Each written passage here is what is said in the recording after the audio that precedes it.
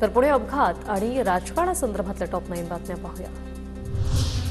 पुण्याच्या आयुक्तांना अजित पवारांनी फोन केला होता का? पुणे पोलीस आयुक्तांनी खुलासा करावा। सामाजिक कार्यकर्ता अंजली दमानिया यांचं विधान। पालकमंत्री या नात्याने पोलीस आयुक्तांचाच फोन त्यांना केला जातो। राजकीय दबावाला बळी न पडण्याच्या सूचना आयुक्तांना दिल्या। अजित पवारांची प्रतिक्रिया। अजित पवारांनी पोलीस आयुक्तांना फोन केला असल्यास मुख्यमंत्र्यांनी अजित पवारांचा राजीनामा घ्यावा। सामाजिक कार्यकर्ता अंजली दमानिया यांची मागणी।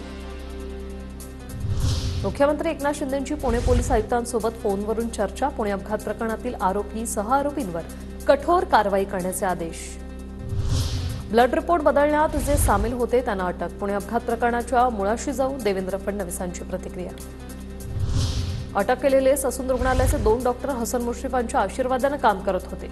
काँग्रेस आमदार रवींद्र धंगेकर यांचा गंभीर आरोप। आमदार रवींद्र धंगेकरांचा आरोप केवळ प्रसिद्धीसाठी। धंगेकरांनी माफी मागितली नाही तर बदनामीचा दावा ठोकणार। माझे आणि दोन्ही डॉक्टरांचे फोन तपासावेत, मुश्रीफांचं आवाहन। पुण्यातील ससून रुग्णालय हे रुग्णालय आहे की गुन्हेगारांना वाचवणारा अड्डा? आधी ललित पाटीलचे धंदे याच रुग्णालयातून सुरू होते। आता आरोपीला वाचवण्यासाठी ब्लड रिपोर्टमध्ये फेरफार। विजय वडेट्टीवारांचा हल्लाबोल। आमदार सुनील टिंगरेंचं 26 डिसेंबर 2023 मधील पत्र व्हायरल। ससूनमधील डॉक्टर अजय तवरेंच्या नियुक्तीसाठी सुनील टिंगरेंचं पत्र।